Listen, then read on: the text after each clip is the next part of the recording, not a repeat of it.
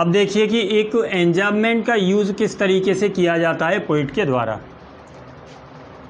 किसी भी पोइट्री में एंजाममेंट किस तरीके से यूज़ किया जाता है। तो अगर आप लोगों ने इस सेकंड लाइन को ठीक से ध्यान दिया तो मेरे ख्याल से आपको लगा भी होगा।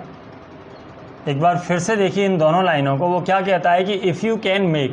पहले तो ये समझिए कि ये जो पूरा एक कपलेट है, कपलेट का मतलब क्या होता है, जो दोहा होता है, जैसे हिंदी में आप दोहा कहते हैं। तो यहाँ देखिए जैसे if you can make one heap of all your winnings and risk it on one turn off pitch and toss, तो ये पूरा आपका एक कपलेट हो गया। और कपलेट का मतलब, कपलेट का यूज़ क्यों किया जाता है, इसलिए किया जाता है कि जो एक थॉट है, जो भी पोइट का थॉट है वो जो चल रहा है, तो जैसे ही आपका कपलेट ख़त्म होता है, जैसे ही आपकी रो ख़त्म होती है, जैसे ही आपकी लाइन ख़त्म होती है पोइम की, तो वहाँ वो जो थॉट है, वो जो विचार है, वो कंप्लीट हो जाता है। कोई भी एक विचार लेकर के पोइट जिस तरीके से उस लाइन को लिख रहा है, तो निश्चित रूप से उस लाइन के अंत में जा कर के या एक कपलेट के अंत में जा कर के वो जो विचार होता है वो कंप्लीट हो जाता है। किस तरीके से, वो देखिए यहाँ वो क्या कह रहा है कि if you can make one heap, कि क्या तुम एक हीप बना सकते हो, एक ढेर लगा सकते हो, ऑफ ऑल योर विनिंग्स, यानी जीवन भर की तुम्हारी जो भी पूंजी है तुमने उसको रख लिया, and risk it on one turn off pitch and toss, और उसे रख करके तुमने पिच एंड टॉस खेलने का एक बड़ा रिस्क लिया, एक बिगर रिस्क लिया। अब यहाँ जो थॉट है, जो विचार है, वो कंप्लीट हो जाना चाहिए था, लेकिन ये विचार यहाँ कंप्लीट न करके पोइट आगे बढ़ गया, यानी सेकंड रो में चला गया। एंड लॉस, क्या आप पिच एंड टॉस का गेम खेलने का रिस्क भी लें और हार जाएं, तो ये जो बात थी वो उसने अगली लाइन में ले गया, जबकि इसे इसी लाइन में कंप्लीट हो जाना चाहिए। लेकिन चूंकि उसने इस बात को अगली लाइन में ले गया, तो इस तरीके से जो एक थॉट होता है वो एक लाइन को तोड़ते हुए जब अगली लाइन में चला जाता है, एक कपलेट को ब्रेक करते हुए जब अगले लाइन में चला जाता है बिना किसी एंड स्टॉप के। एंड स्टॉप भी समझिए, एंड स्टॉप, ये जो एंजाममेंट होता है इसका जो अपोजिट होता है वो एंड स्टॉप्ड होता है। एंड स्टॉप का मतलब क्या होता है कि जब आप एक कोई पंक्चुएशन मार्क दे करके, जैसे आप फुल स्टॉप का यूज़ कर लें, कोलन का यूज़ कर लें, सेमी कोलन का यूज़ कर लें, तो इस तरीके से जो पंक्चुएशन मार्क हैं, अगर आप उन पंक्चुएशन मार्क का यूज़ करके एक जो थॉट आप चला रहे हैं, आप उस थॉट को कंप्लीट करते हुए जब आप अगली लाइन में जाते हैं, आपने वो जो थॉट है वो वहाँ कंप्लीट किया और आप अगली लाइन में चले गए, तो इस तरीके से जो कंप्लीट हो जाता है उसे एंड स्टॉप कहते हैं। लेकिन यहाँ हमने देखा कि जो विचार पोइट लेकर के आगे बढ़ रहा था, उस विचार को यहाँ कंप्लीट न करते हुए वो अगली लाइन में चला गया। हालांकि यहाँ आपको दिखाई दे रहा है कि पंक्चुएशन मार्क कॉमा का भी यूज़ है, तो हालांकि कहने को तो ये है कि एंजाममेंट में पंक्चुएशन मार्क से आप पहचान सकते हैं, लेकिन मेरे ख्याल से पंक्चुएशन मार्क कोई हार्ड एंड फास्ट रूल नहीं है एंजाममेंट का, यानी आप उसी के ऊपर डिपेंड नहीं रह सकते कि नहीं केवल हमने पंक्चुएशन मार्क देख लिया हम उसी से समझ जाएंगे कि यहाँ एंजाममेंट का यूज़ हुआ है। एंजाममेंट के लिए सबसे बड़ी बात यह है कि आपके दिमाग में ये होना चाहिए कि जो विचार चल रहा है वो विचार वहाँ कंप्लीट नहीं हो। बस यही मेन है कि जो विचार चल रहा है वो विचार उस लाइन में कंप्लीट नहीं हो, उस कपलेट में कंप्लीट नहीं हो, बल्कि वो अगली लाइन के लिए मूव कर जाए, वो अगली लाइन में स्टेप ओवर कर जाए। तो इस तरीके से आगे बढ़ जाने को ही आप एंजाममेंट कहते हैं। ठीक, एक बार इनकी जो डेफिनेशन है उन्हें समझने की कोशिश करिए। हालांकि मैंने दोनों अलग अलग हैं, आपको जो भी ठीक समझ में आ जाए। एंजाममेंट मीन्स टू स्टेप ओवर। एंजाममेंट का मतलब क्या होता है कि एक कदम की छलांग लगा देना। जैसे यहाँ देखिए, यहाँ बात ख़त्म होनी चाहिए, लेकिन ये लाइन ब्रेक करते हुए वो अगली लाइन में चला गया। स्टेप ओवर और पुट लेग्स अक्रॉस, या जो उसका कदम है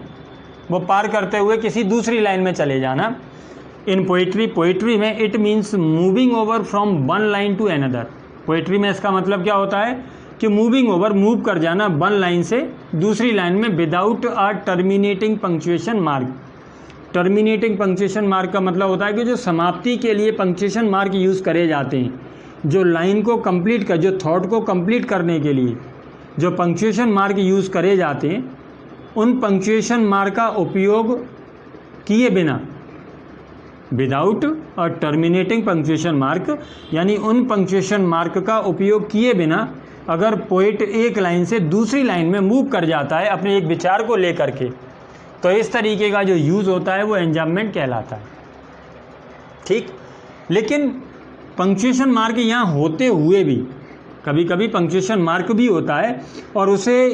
होते हुए भी जो पोइट का जो विचार है वो आगे बढ़ जाता है। हाँ, लेकिन जैसा मैंने अभी आपको बताया कि पंक्चुएशन मार्क वाली जो बात है वो आपके लिए कोई हार्ड एंड फास्ट रूल नहीं है। इसके बाद अगर आप इसकी सेकंड जो डेफिनेशन है उसको देखेंगे, ए थॉट और सेंस, तो इसको आप बिल्कुल क्लियर मान सकते हैं कि ये ठीक है। ए थॉट और सेंस, या तो कोई एक थॉट हो या कोई सेंस हो या कोई फ्रेज और क्लॉज हो इन अ लाइन, किसी एक लाइन में और पोइट्री कविता की, but moves over to the next line. लेकिन वो जो थॉट है, वो जो सेंस है या वो जो क्लॉज है, वो जो फ्रेज है, वो मूव ओवर कर जाए, आगे बढ़ जाए अगली लाइन के लिए।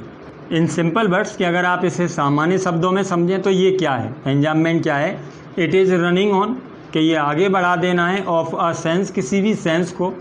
किसी भी थॉट को, किसी भी विचार को, फ्रॉम वन कपलेट और लाइन टू द नेक्स्ट,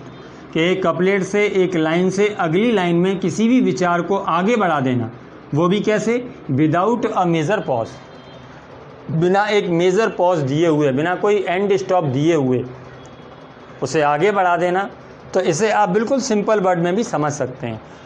अब यहाँ देखिए, मैंने जो एग्जांपल आपको ठीक से समझ में आ जाए कि किस तरीके से एंड स्टॉप का यूज़ होता है, किस तरीके से एंजाम्बमेंट का यूज़ होता है, ये जो दोनों बातें एक ही पोइम में किस तरीके से यूज़ करी जाती हैं। हाँ, अब यहाँ देखिए, फॉर एग्जांपल जो मैंने आपके लिए लिया है वो रोमियो एंड जूलियट से लिया है, ये विलियम शेक्सपियर साहब का।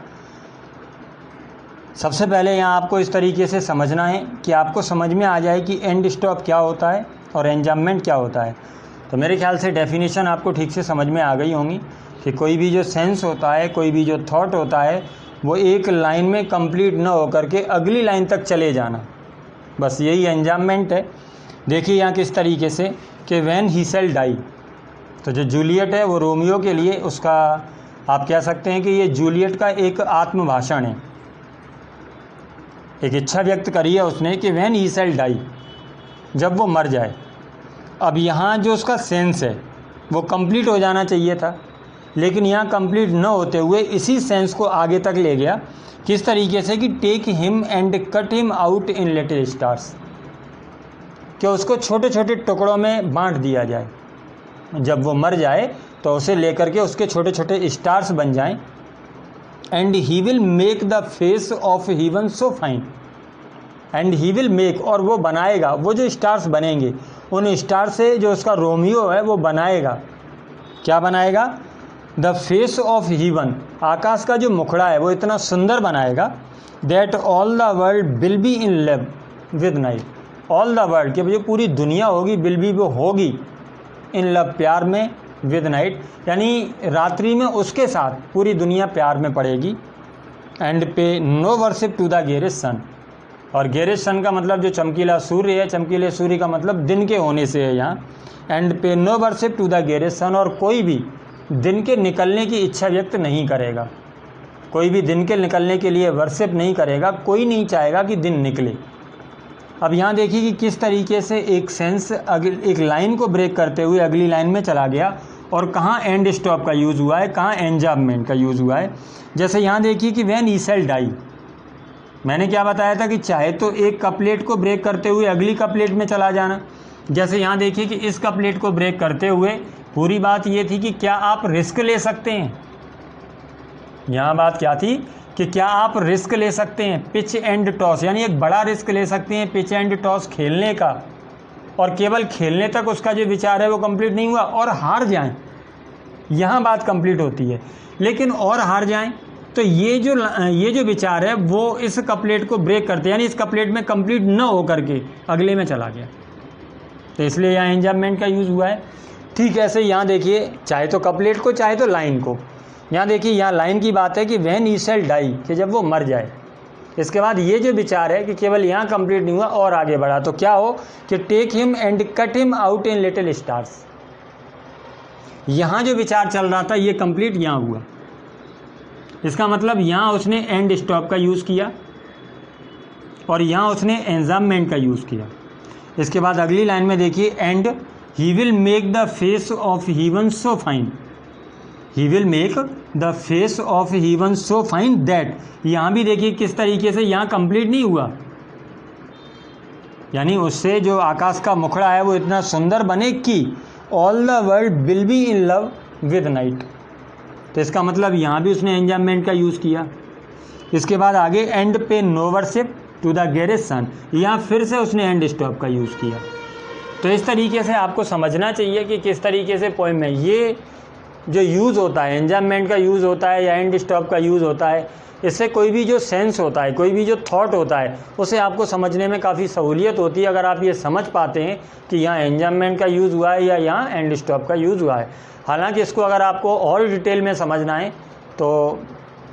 एक अलग से वीडियो में मैं केवल फिगर ऑफ स्पीच लेकर के आऊँगा, तो वहाँ इन सारी चीज़ों को आप और डिटेल में समझेंगे। वैसे मेरे ख्याल से यहाँ आपको बहुत अच्छे से समझ में आ गया होगा कि किस तरीके से किसी पोइट के द्वारा एक पोइट्री में एंजाममेंट का यूज़ किया जाता है। ठीक, हाँ। इसके बाद आगे देखिए, and start again at your beginnings, and start again, और क्या तुम दोबारा से स्टार्ट कर सकते हो एट योर बिगनिंग, यानी जहाँ से आपका सब कुछ ख़त्म हो गया, जहाँ आप शून्य से अब आपके पास कुछ नहीं बचा, क्योंकि वो सीधे सीधे कह रहा है कि जो आपके पास था, जो भी कुछ आपने जीवन भर में कमाया था, जो आपकी पूंजी थी, आपने उसका उपयोग एक बड़ा जोखिम लेने में, एक बड़ा रिस्क लेने में कर लिया, और जो आपने रिस्क लिया आप उसको हार भी गए। जो भी आपके पास था आपने वो सब कुछ हार भी दिया। क्या आपके अंदर इतना पेशेंस है कि वो सब कुछ हारने के बाद भी जब आप बिल्कुल शून्य पर पहुंच गए तो वहाँ से फिर से क्या आप अपने जीवन को स्टार्ट कर सकते हैं? इसके बाद वो आगे कहता है, and never breathe and word about you loss, breathe and word, breathe a word का मतलब होता है टू टेल अ सीक्रेट, और फिर पोइट कहता है कि and never breathe and word, कि फिर तुम इस रहस्य को कभी मत कहो, ये जो सीक्रेट है तुम्हारे हार का, तुमने जो अपना सब कुछ खो दिया, ये जो सीक्रेट है, इस सीक्रेट को फिर तुम किसी से मत कहो, अबाउट यू लॉस, यानी अपने खोने के बारे में किसी को बताओ भी मत। हाँ, इसके बाद आगे देखिए कि इफ़ यू कैन फोर्स, यहाँ से जो अगला थॉट उसने उठाया, जो अगला विचार उठाया, वो ये बताता है कि इफ़ यू कैन फोर्स, क्या आप फोर्स कर सकते हैं, क्या आप दबाव डाल सकते हैं, क्या आप जोर दे सकते हैं योर हर्ट, अपने हर्ट पे, एंड नर्व, आपकी जो नर्व हैं, जो आपकी नसें हैं उन पर, एंड स्न्यू, और जो आपकी मांसपेशियाँ हैं उन पर, काई के लिए, to serve your turn long, और ज़्यादा लंबे समय तक वर्क करने के लिए क्या आप उन पर उन्हें फोर्स कर सकते हैं, आफ्टर दे आर गॉन, और वो भी कब फोर्स कर सकते हैं, आफ्टर दे आर गॉन, जब वो जवाब दे दें। अब यहाँ देखिए इस लाइन में उसने एक अलग से फिगर ऑफ स्पीच का यूज़ किया है, if you can force your heart and nerve and sinew. जिस फिगर ऑफ स्पीच का यूज़ किया है पहले आप उसे समझिए, वो है आपका सिनेक्डिकी। सिनेक्डिकी अगर आप इसे हिंदी में कहें तो उपलक्ष्य अलंकार होता है, या आप बिल्कुल शॉर्ट में समझना चाहें तो ये कह सकते हैं कि जो अंश के लिए पूर्ण या पूर्ण के लिए अंश का उपयोग करना, यानी किसी के एक छोटे से पार्ट को संपूर्ण के लिए यूज़ करना या संपूर्ण को उस छोटे से पार्ट के लिए यूज़ करना। आप इसे देखिए किस तरीके से कि इट इज़ व्हेन, यानी ये तब होता है, सिनेक्डिकी तब होता है कि we use parts of something, कि किसी के एक हिस्से का हमने उपयोग कर लिया, टू मीन द होल, कि उसके संपूर्ण के अर्थ में हमने उसके पार्ट्स का उपयोग कर लिया, और वाइस वर्स, या हम इसका उल्टा कर दें। उल्टा करने का मतलब जो होल है, होल फॉर अ पार्ट, कि हमने होल का उपयोग कर लिया उसके किसी एक हिस्से के लिए। यहाँ किस तरीके से सिनेक्डिकी का यूज़ हुआ है वो समझिए। जैसे यहाँ उसने कहा कि इफ़ यू कैन फोर्स, क्या आप फोर्स कर सकते हैं योर हर्ट, आपके हर्ट को, एंड नर्व, आपकी जो नर्व हैं उनको, एंड स्न्यू, और आपकी जो मांसपेशियाँ हैं उनको, काई के लिए, to serve your turn long, और लंबे समय तक काम करने के लिए। तो इसका मतलब ये जो हर्ट है आपकी बॉडी का एक पार्ट है, अगर आप नर्व को देखें तो ये भी आपकी बॉडी का एक पार्ट है, और स्न्यू देखें तो ये भी बॉडी का एक पार्ट है। लेकिन इन तीनों का मतलब यहाँ ये तीन नहीं है, इन तीनों का मतलब यहाँ होल बॉडी से लिया गया है। तो इस तरीके से हमने बॉडी पार्ट का उपयोग कंप्लीट बॉडी के रूप में किया है।